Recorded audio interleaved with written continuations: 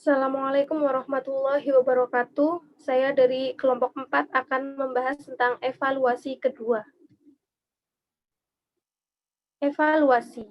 Evaluasi adalah suatu tes atas tingkat penggunaan dan fungsionalitas sistem yang dilakukan di dalam laboratorium, di lapangan, atau di dalam kolaborasi dengan pengguna. Evaluasi memiliki 3 tujuan utama. Yang pertama, melihat seberapa jauh sistem berfungsi. Yang kedua, melihat efek interface bagi pengguna. Yang ketiga, mengidentifikasi problem khusus yang terjadi pada sistem. Pengumpulan data. Pengumpulan data merupakan kegiatan mencari data di lapangan yang akan digunakan untuk menjawab permasalahan penelitian. Validitas instrumen pengumpulan data serta kualifikasi pengumpulan data sangat diperlukan untuk memperoleh data yang berkualitas. A. Teknik. Teknik pengumpulan data dibagi menjadi dua, yaitu teknik observasi dan teknik query. Teknik observasi merupakan cara yang populer dalam mengumpulkan informasi dengan melihat interaksi user.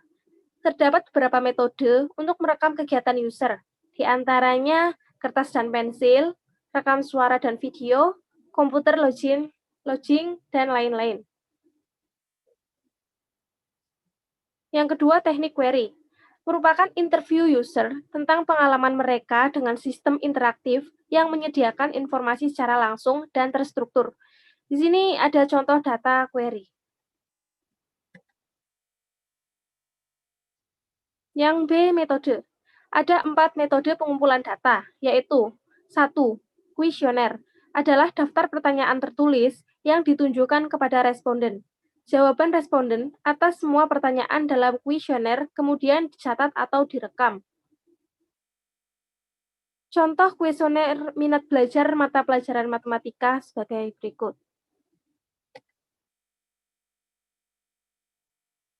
Yang kedua, observasi adalah pengamatan yang melibatkan semua indera, yaitu penglihatan, pendengaran, penciuman, pembau, dan perasa. Yang ketiga, wawancara adalah pengambilan data melalui wawancara secara langsung maupun tidak langsung dengan sumber datanya, baik melalui tatap muka atau lewat telepon. Contoh gambar wawancara secara langsung. 4. Dokumen adalah pengambilan data melalui dokumen tertulis maupun elektronik dari lembaga atau institusi. C. Trik. Yang pertama adalah mengembangkan cara berkomunikasi agar kita mudah berinteraksi dengan responden sehingga kita mudah mencari informasi. Yang kedua, didukung dengan peralatan yang memadai. Yang ketiga, mencatat semua informasi dengan detail, lengkap, dan jelas. D. Data objektif. Data objektif ialah data yang didasarkan pada fenomena yang dapat diamati secara faktual. Data objektif dapat diamati dan diukur. Data subjektif adalah data yang berasal dari beberapa pendapat orang yang dirangkum menjadi satu data.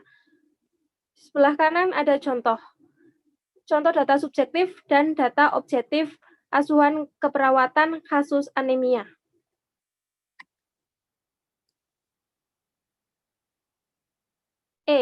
Kuesioner, yaitu metode pengumpulan data yang dilakukan dengan cara memberi seperangkat pertanyaan dan pernyataan tertulis kepada responden untuk dijawab.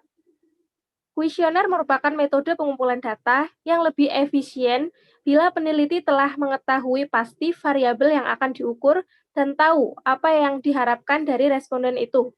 Selain itu, kuesioner juga cocok digunakan bila jumlah responden cukup besar dan tersebar di wilayah yang kuat.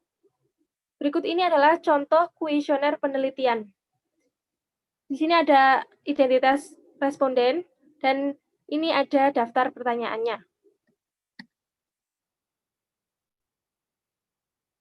Wawancara, yaitu teknik pengumpulan data yang dilakukan dengan cara tatap muka dan tanya jawab langsung antara peneliti dan narasumber.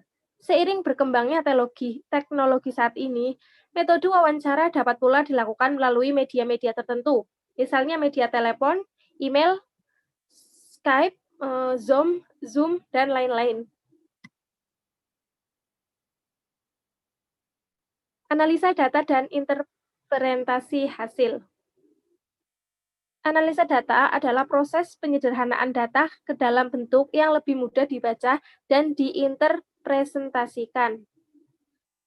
Analisa data dan interpretasi data diperlukan untuk merangkum apa yang telah diperoleh, menilai apakah data tersebut berbasis kenyataan, teliti, dan benar, dan juga diperlukan untuk memberi jawaban terhadap pertanyaan yang diajukan. Yang terakhir adalah penggunaan hasil rancangan. Penggunaan hasil rancangan adalah gambaran desain yang akan dibuat dan dijadikan sebagai model suatu produk atau sistem. Rancangan ini adalah sebagai gambaran untuk pembuatan sebuah produk yang diajukan kepada konsumen agar mengetahui gambaran hasil akhirnya. Di sini ada contoh flowchart. Ini akan menggambarkan rancangannya seperti apa program tersebut. Dan ini flowchart aplikasi koperasi. Seperti ini rancangannya.